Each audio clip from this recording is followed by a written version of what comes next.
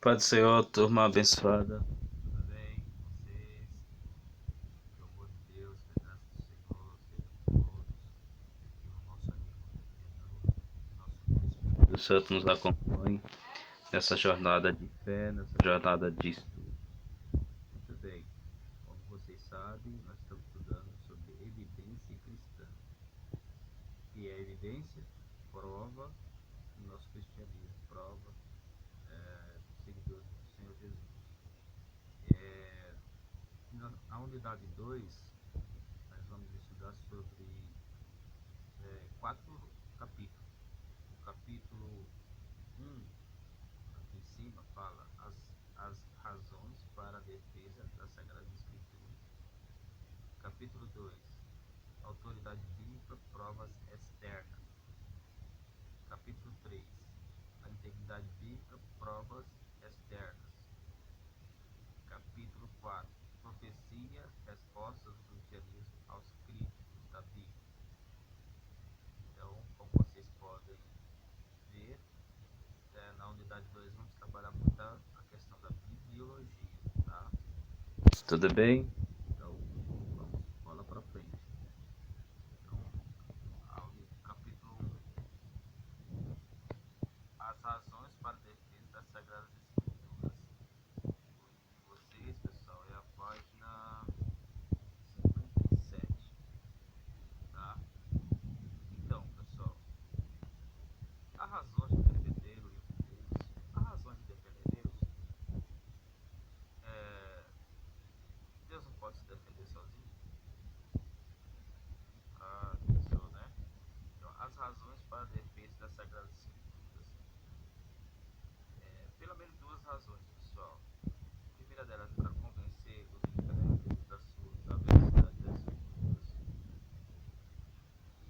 E a segunda é refutar os céticos. O cético é uma pessoa descrente, tem um ceticismo religioso, um ceticismo científico. As pessoas acreditam no sobrenatural, em Deus, mas tudo tem explicação filosófica ou científica, materialismo, por aí vai. Então, duas razões para a defesa das Sagradas Escrituras. A primeira delas é para convencer os incrédulos, que é a veracidade do cristianismo. A segunda é para convencer os céticos com seus falsos ensinos. Seus falsos ensinos no campo científico, no campo filosófico. Tudo bem? Então, duas razões, tá bom? Então, a parte 57 de vocês fala convencer os incrédulos. Como que eu vou convencer os incrédulos, né? Então, pela Escritura, o próprio Paulo, no capítulo 9 e versículo 22 de 1 aos Coríntios, diz assim: tudo para todos os homens, a fim de ganhar alguns para Cristo. Quer dizer, Paulo ele fez de tudo para com todos, para poder, através do raciocínio, através da coerência, convencer os incrédulos, claro, com a ajuda do nosso amigo Jesus e amigo Espírito Santo. Tudo bem? Então, essa é das primeiras razões, convencer os incrédulos. A página 58, 2, refutar os céticos. Como eu falei, céticos é uma pessoa descrente, a pessoa materialista, a pessoa que está não no campo filosófico só e no campo científico. Refutar as ideias. Como? Pela Bíblia, mas para isso precisamos entender e conhecer profundamente as Sagradas Escrituras, porque os céticos eles vão procurar utilizar textos isolados da Escritura, aparentes contradições da Escritura. A Escritura Sagrada não há contradições, mas os céticos, como são estudiosos, muitos do campo científico, vão procurar mostrar para vocês, tá vendo? Tem erro na Bíblia, a Bíblia não é confiável. Eles estudam para fazer isso. E o cristão que não estuda a Sagrada Escritura vai ficar em desvantagem nessa questão aí, tá? Refutar os céticos, a página 58, refutar com conhecimento bíblico, histórico, tá bom? A página 59, 1, vai nos dar exemplos. Moisés e os profetas. tá? Moisés e os profetas em sua época, aqui, ó, convencer os incrédulos, refutar os céticos, que eu já falei. Moisés e os profetas, na página 59. Em sua época já utilizava a razão para sustentar a existência de Deus e a autoridade de suas declarações. Então, pessoal, Moisés ele foi instruído em toda a ciência dos egípcios, né? Moisés sabia de tudo, um pouco. E só que tem coisas que Moisés vai escrever que é por revelação. Por exemplo, a origem do universo, a criação. Atacado pelos céticos foi por revelação divina. E os profetas não seguiam na mesma linha, mostra uma fonte, tem uma origem, tem uma rota, tem um caminho, desde a do Éden, um caminho perdido, e essa fonte é Deus, tá? O povo se afastou de Deus. Então, os profetas, porta-voz de Deus, representantes de Deus, eles vão trabalhar por essa linha aí, tá? 2, 2. Apologia de Jesus, a defesa de Jesus. Jesus é um exemplo por excelência da exposição das apologias dos fariseus, saduceus e outros religiosos dos anos da vida terrestre. Ele falou com autoridade, que significa lógica. Então você vê que o próprio Senhor Jesus ele vem mostrando, né?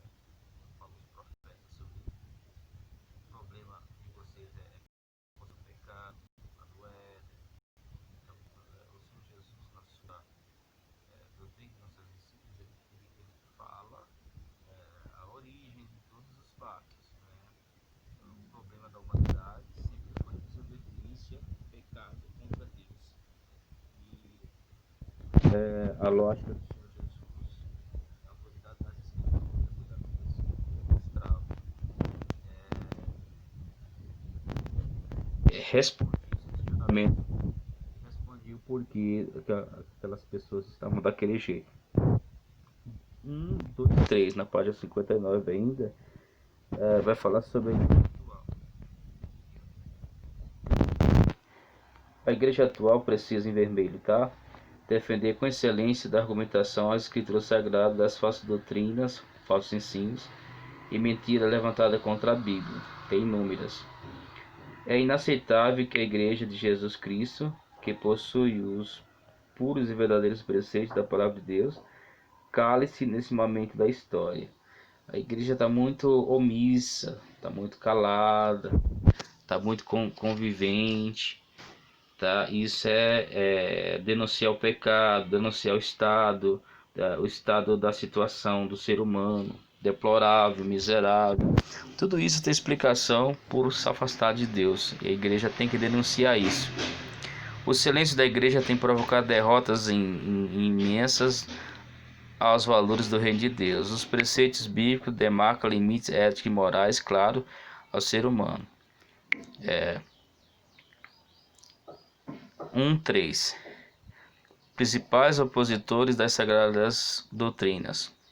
Os céticos afirmam que não há provas que confirmem que a criação do universo e do homem foram obra de um supremo ser.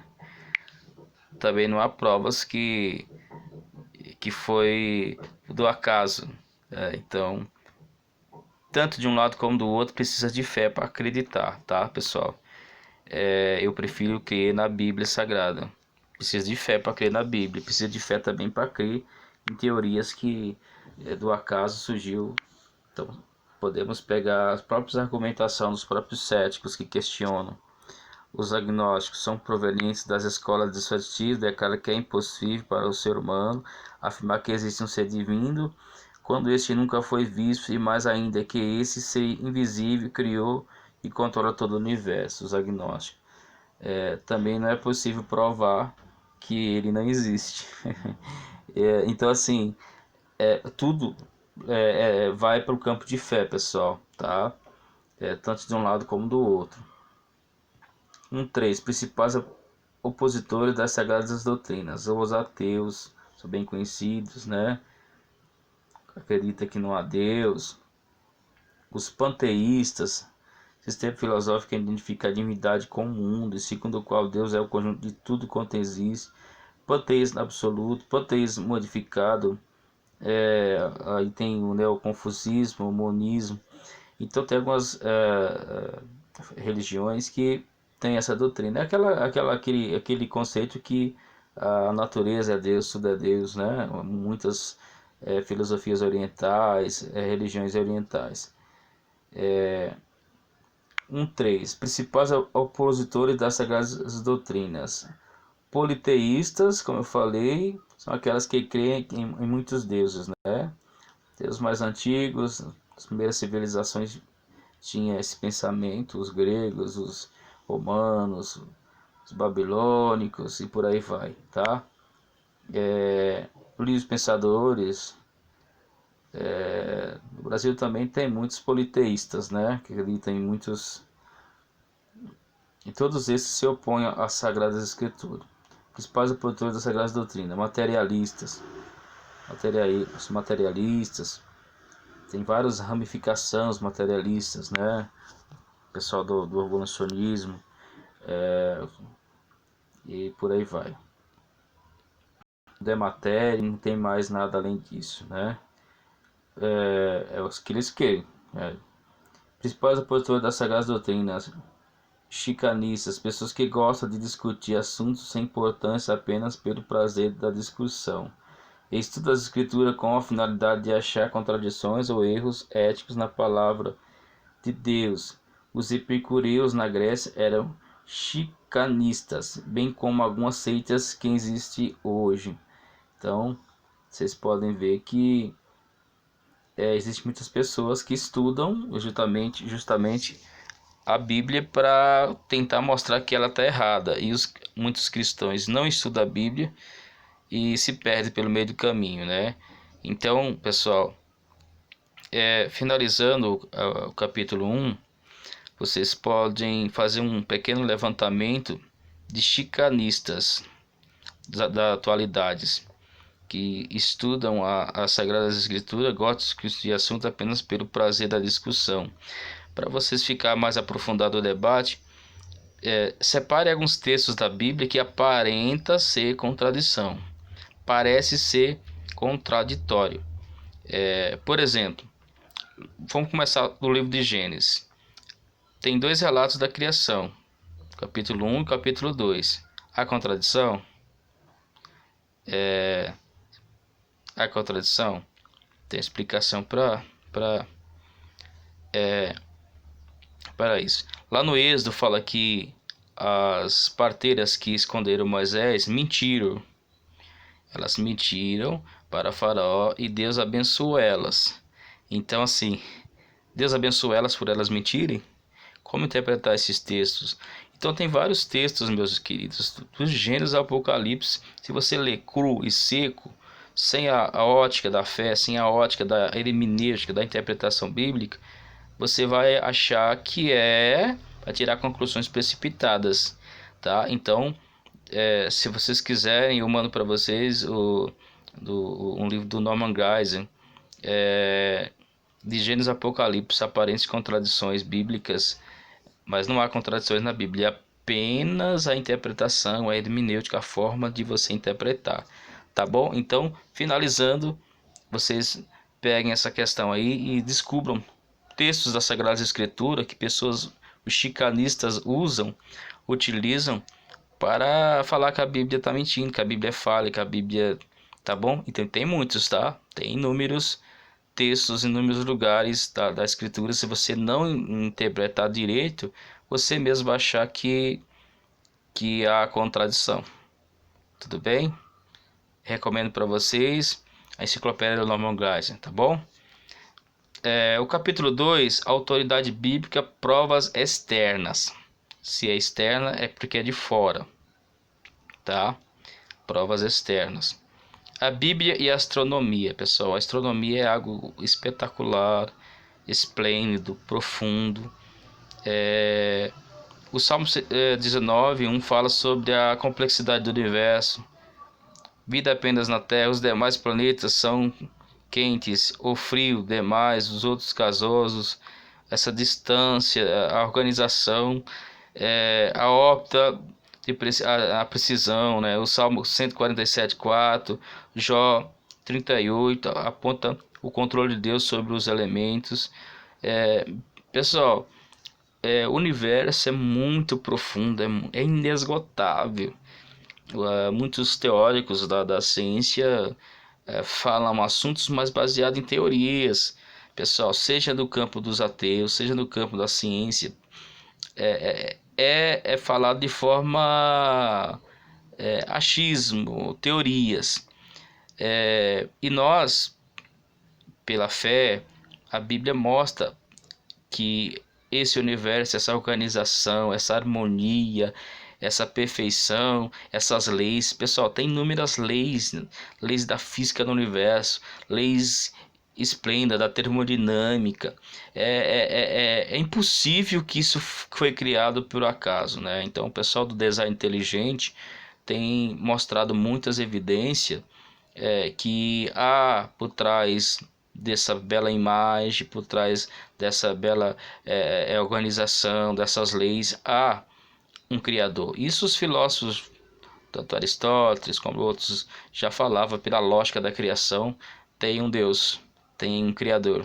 Tá bom, pessoal? Então a astronomia está repleta disso. Como que isso vai se organizar o universo de forma organizacional? A distância do Sol para a Terra, a Lua, cada um desses planetas, quanto mais distante da Terra, mais remota a existência de vida. Então tem inúmeros argumentos voltados para a astronomia. É porque só a Terra, né? É um cronograma. Alguém desenhou isso, pessoal. Alguém colocou isso bem pensado, o arquiteto do universo. Então, se alguém chega para você e fala que isso foi obra do acaso, olha os planetas, olha as órbitas, olha as estrelas, olha a perfeição disso tudo aí. Organizou tudo bonitinho, né? Tem todo um aparato. Agora vai estudar sobre cada um desses planetas para vocês verem a composição química, a composição, complexidade que vocês não têm nem noção da complexidade de coisas que você vão ter que aprender. E os escudos que protegem a Terra, meu, as estrelas, a complexidade da formação de uma estrela. Então, assim, é muito complexo, pessoal. Então, só podemos acreditar por fé mesmo. Não tem como falar que foi obra do acaso. Não tem como. 2.2. A Bíblia e a arqueologia. Então, você vê provas externas, a astronomia, se olhar para o universo, você vai ver inúmeras provas que tem a mão de um Deus criador.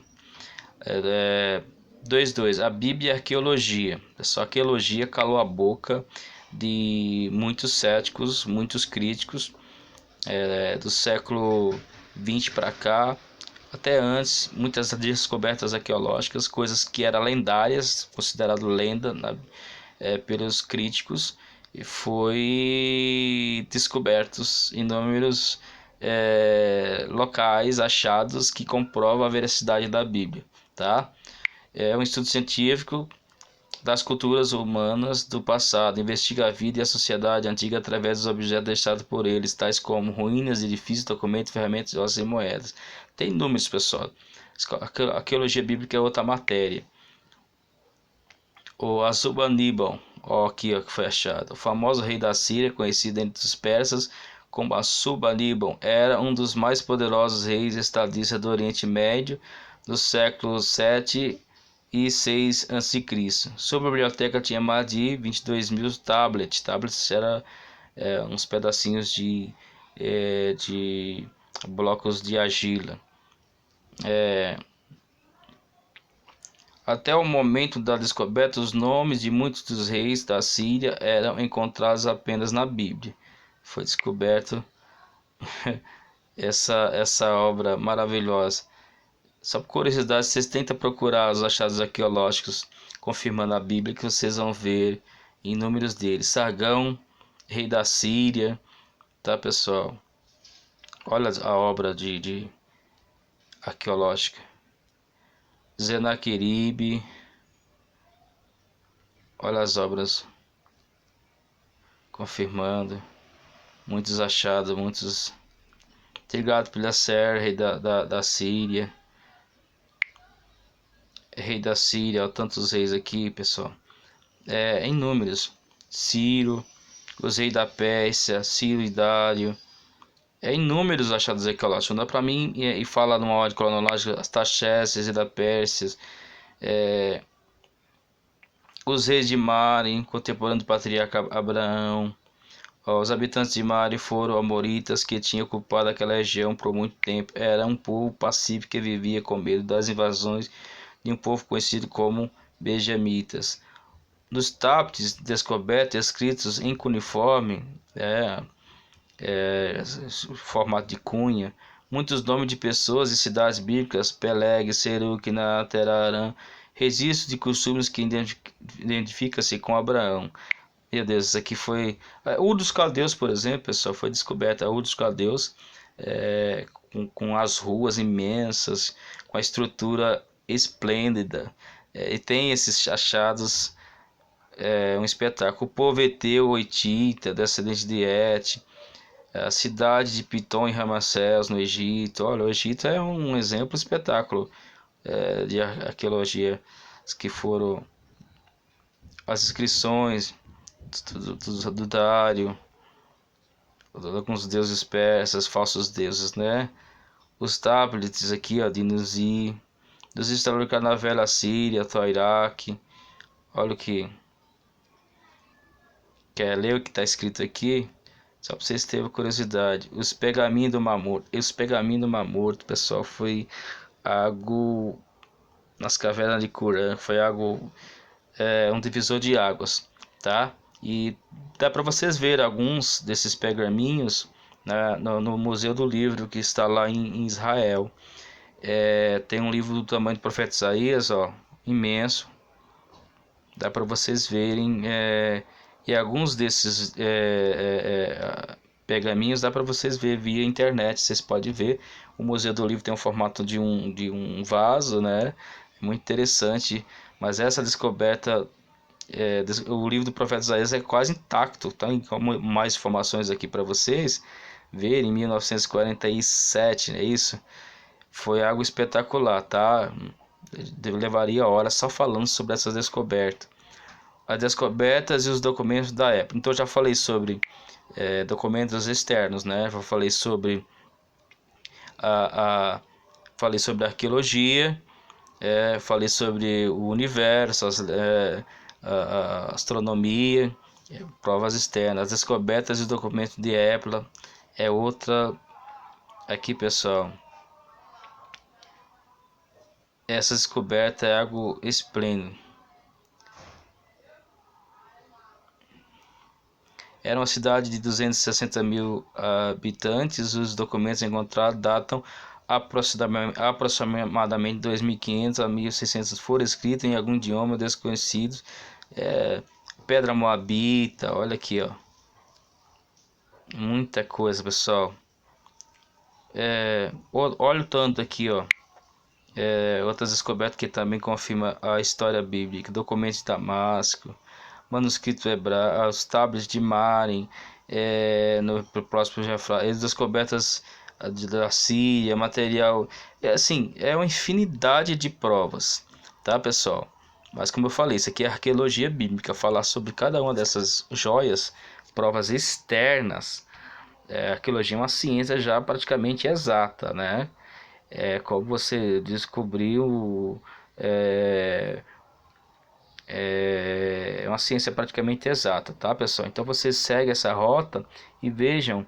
Então eu falei duas coisas: a arqueologia e a astronomia, provas externas, fora da Bíblia, mostrando a veracidade da Bíblia, a rota da Bíblia, que estamos no caminho certo, que coisas, o que está narrado na Bíblia realmente aconteceu. Tem coisas na Bíblia que não tem como mostrar arqueologia, porque é milagre, por fé. Então aí totalmente diferente, tá? Agora o capítulo 3, pessoal. A integridade bíblica, provas internas. Então, falei um pouquinho astronomia e arqueologia, que são inúmeros achados arqueológicos. Entre os mais que eu considero é a descoberta dos pergaminhos do Mar Morto. Como foi achado é muito interessante. Então, o pastor Benuíno jogou uma pedrinha atrás de uma cabra que fugia e ele viu a quebradeira de vasos, foi ver, era um dos grandes, um dos maiores tesouros já encontrado, tá? Muito interessante. Capítulo 3, a integridade bíblica, provas internas. Eu falei provas externas, astronomia, as leis do universo, algumas coisas e achados arqueológicos inúmeros. Agora eu vou falar a interno, que é a parte de dentro, né? A doutrina de Deus, tá? Ensinos de Deus. Deus é justo e santo, é um Deus pessoal que ama, que cuida da sua criação, é correto e ético, onipotente, onipresente e onisciente. Isso é só alguns dos atributos incomunicáveis de Deus, mas Deus tem inúmeros outros, né? Como eternidade, soberania e por aí vai, tá? Então, tudo leva a um Deus pessoal, poderoso, grandioso, espetacular, esplêndido, que foi projetou isso, tá, pessoal? A Bíblia mostra tudo isso, tá? 3:2, a doutrina do homem, tá? Criada a imagem e semelhança de Deus. Então, a antropologia que chama, né? Por que que o homem está aqui? Para onde vou? Por que estou fazendo aqui? Qual o sentido da vida? A filosofia não fala, hoje, até hoje, essas perguntas vagas, né? Qual o propósito da vida? Por que estou aqui? Para onde eu vou? E a Bíblia tem essas respostas. Estamos aqui não por acaso, não é um acidente. Somos criação de Deus. Temos endereço, estamos de passagem, estamos indo para o céu. Então a Bíblia é clara, objetiva e não confunde, tá? Então a doutrina do homem vai falar quem é o homem, por que o homem está aqui, quem é esse homem, a sua complexidade, corpo, alma, espírito, como esse homem pecou, esse homem precisa de restauração, precisa de salvação, tá? Então a Bíblia é bem categórica nisso aí, tá? A doutrina, então, provas internas, a gente fala quem é o homem, a Bíblia mostra quem é o homem, tá? E realmente fala ao nosso coração. A Bíblia é um livro que o autor se faz presente enquanto a gente lê. A doutrina da salvação. A doutrina da salvação, pessoal, a soteriologia, é que esse homem pecou. Então, assim, nós dividimos as doutrinas mais ou menos assim, chamamos doutrinas do céu, que é o Pai, Filho, Espírito Santo e os anjos, 4 doutrinas. Aí descemos para a terra, o homem. Aí só que esse homem pecou e a doutrina do pecado. Só que Deus provê a salvação para esse homem, os meios, as formas, os modos, tá? Então é outra doutrina, outros ensinos. A preservação e a integridade da Bíblia é outra doutrina, a bibliologia, o que é o mapa do cristão, é a bússola do piloto. O autor da Bíblia é Deus, o tema é Jesus Cristo, o assunto central é Jesus Cristo, tá? Temos que ler a Bíblia para ser sábio, crer na Bíblia para ser salvo e por aí vai, tá, pessoal? Milagres na Bíblia é outra doutrina. Como eu vou explicar um milagre? Milagre é algo sobrenatural. De Gênesis ao Apocalipse, vamos ver os milagres. Milagre é tudo aquilo que Deus faz de forma não natural, tá? Então tem inúmeros milagres, tá? A veracidade dos milagres, tá? É outra doutrina, né? Milagres descansam a veracidade sobre os testemunhos. Milagres contra a Escritura tiveram uma multidão de testemunhos, tá? A veracidade dos milagres são inúmeros deles, pessoal. A Bíblia está repleta de milagres. Então, é também uma prova interna. Muitas pessoas creram em Jesus e foram curados, creram em Jesus e foram transformados. E hoje na igreja? Pergunta para a igreja, finalizando aqui o capítulo 3, você pode evidenciar isso. Pergunta para a igreja, os irmãos, a maioria dos irmãos, quem já recebeu um milagre? Sem exceção, todos acreditam que todos já receberam um milagre. A maioria era um beberrão, a maioria era viciada, a maioria estava com a vida destruída. E em todas as áreas, a partir do momento que eles conheceram ao Senhor Jesus Cristo, tiveram um impacto, transformação total. Tá? Então, no finalzinho do capítulo 3, vocês façam uma pesquisa dos milagres que os irmãos, você foi contemplado, os que você lembra, né? Porque tem uns que a gente nem lembra. Na sua família, na sua vida pessoal, sua vida financeira, sua vida familiar, sua vida ministerial. Fale pra gente, fale, relate, conte os milagres que você vai ficar estarrecido de tantos milagres. Eu mesmo já contei aí para vocês inúmeros milagres que o Senhor fez na minha vida, fez na vida dos meus filhos, fez na minha família, fez na igreja, continua fazendo, porque Jesus está conosco. Ele é o único autor do livro que se faz presente enquanto a gente lê e obedece, tá bom? Então enfatize isso aí, tá? Agora, o capítulo 4, pessoal, o capítulo 4 é profecias, resposta do cristianismo aos críticos da Bíblia, tá?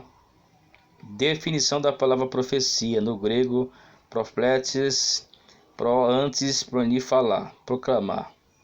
No hebraico, roé, predizer, declarar. Quer dizer, profecia é predizer, é proclamar, predizendo, tá? Então, as profecias do Antigo Testamento dividem em 3 grupos: concernente ao destino nacional e interno de Israel, concernente ao destino nacional e interno de Israel. Aí tem muitas coisas que é para Israel, não é para nós, tá? Por exemplo, Deuteronômio 28 fala muito da terra prometida, da aliança da terra prometida, para Israel. Onde pisar a planta dos teus pés será de vocês. Aquela frase que Deus falou para Josué, é para o povo de Israel, não é para a gente. Quando a gente pisar a planta dos nossos pés, não vai ser nosso. Tá? Então tem as profecias que é relacionada à glória de Israel. E Deus deu determinada área geográfica para Israel. Deus é o dono de tudo e dá quem Ele quer. Tá? Então, 2. Profecias messiânicas. Aí sim, Messias. O que é Messias? Ungido. A palavra hebraica Messias quer dizer ungido. A palavra hebraica Messias é ungido. A palavra grega Messias é Cristo. Tá? Então, Cristo e Messias é uma palavra só. Então, tem inúmeras profecias relacionadas a ungido. A ungido que veria, com a unção de salvação, com a unção de transformação, tá? E essas profecias se cumpriram, parte delas. Em quem? Em Cristo. Aí o profeta Isaías é o profeta mais messiânico, né, que teve essas profecias. A forma que ele nasceu, é coincidência? O jeito que ele nasceu, o ministério que ele exerceu, o sofrimento dele. Você lê o Salmo 22, Jesus agonizando na cruz, você vê, você vê o cronograma, passo a passo, gente. É algo assim espetacular, a precisão. O que falaram com Jesus na cruz, as frases dele que ele falou, e cada passo que Jesus cumpriu aqui no seu ministério terreno, era cumprindo justamente essas profecias que ele tinha conhecimento.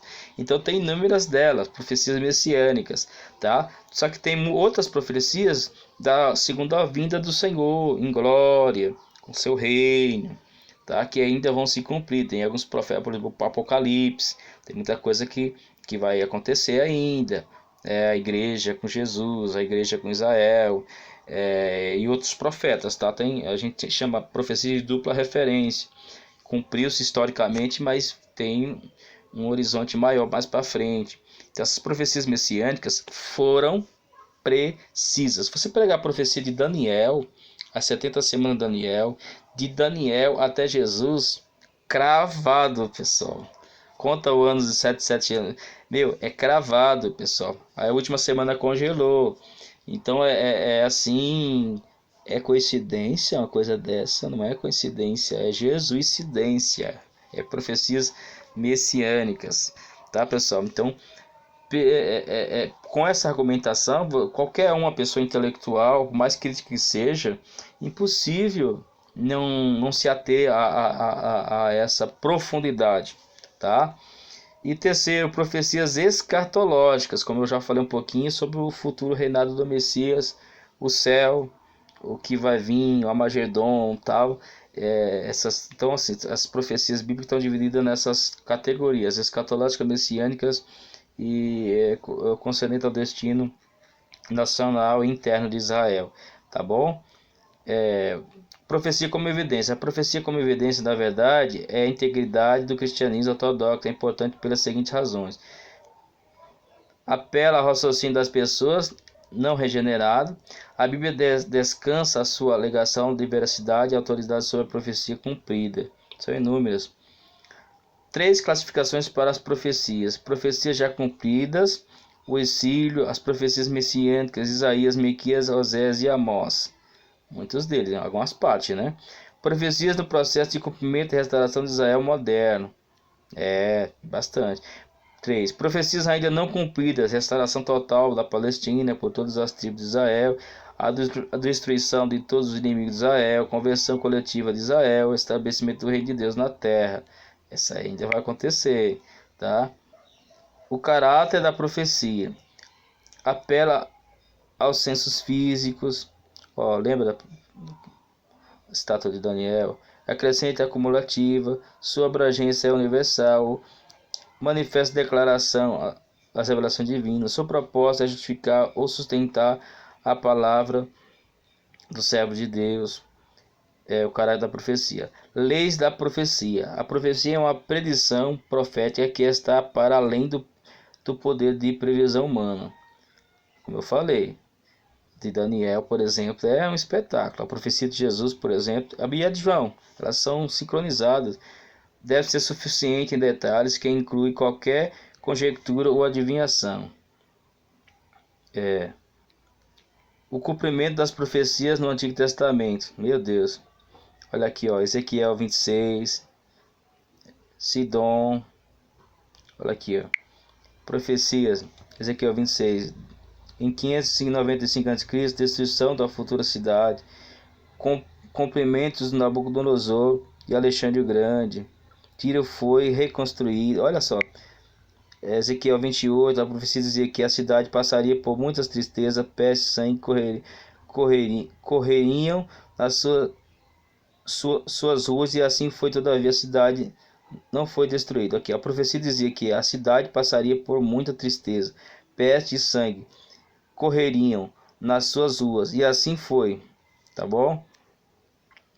Cumprimento das profecias do Antigo Testamento. Ezequiel 29 e 30, 15, ó, a Babilônia, Isaías 44, 27. Não dá para falar sobre todas, pessoal, tá? Mas é interessante vocês, profecias messiânicas e seu cumprimento, ó.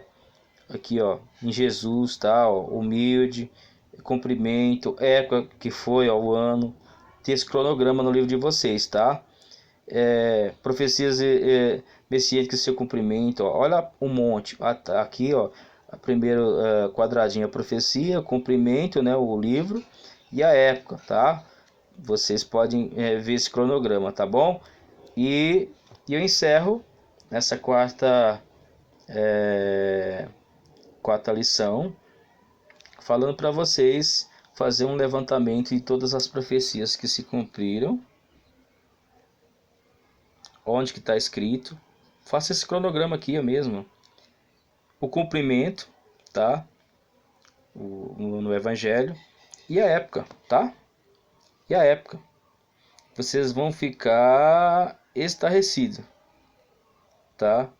Vocês vão ver quando a época que foi profetizada, a época que cumprimento.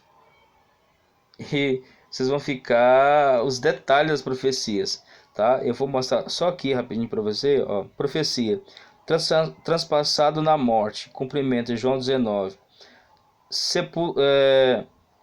Época da profecia, 520 a.C. Sepultamento com o rico, Isaías 53, 8. Comprimento, Mateus 27. Quando foi profetizado? 745 a.C. Suas vestes, repartida e crucificação. Salmo 22, 18. Comprimento, Marcos 15, 24. Época, 1000 a.C. que foi profetizado. Sua crucificação entre os malfeitores. Isaías 53, 12.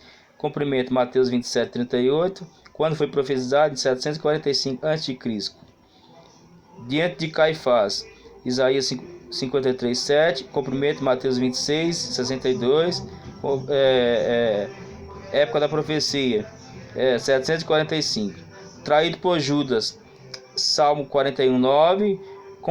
Comprimento, Marcos 14, 10. Quando foi profetizado? 1000 a.C. Rejeitado por seu povo, né? Rejeitado por seu povo. Salmo 118. Comprimento, Mateus 21, 1000 a.C. Isso é alguma das profecias, tá, pessoal? Algumas. Olha só. Humilde. Comprimento, João 12. Época, 520. Vendido por 30 moedas, Zacarias 11, 12. Comprimento, tá? Aqui é alguns tá? Para você selecionar. Mas tem mais profecias. Tá? Então você seleciona as que cumpriram em Jesus, as que ainda vão vir para o futuro. Lembrando que e as para Israel. Tá? Então lembrando que essas três, finalizando aqui, tá, pessoal? Finalizando, tá? Vocês façam uma relação de profecias concernente ao destino nacional e interno de Israel, que não se cumpriu ainda. Pesquise lá. 2. Profecias messiânicas, tá? Já tem aquelas que eu já mostrei, que aconteceu em Jesus. E as profecias escatológicas ainda que vai acontecer, tá bom? Então façam um levantamento que vocês vão aprofundar o estudo de vocês, tá bom? Em nome de Jesus e até a unidade 3, no nome de Jesus, tá bom? Fique com Deus e até a próxima.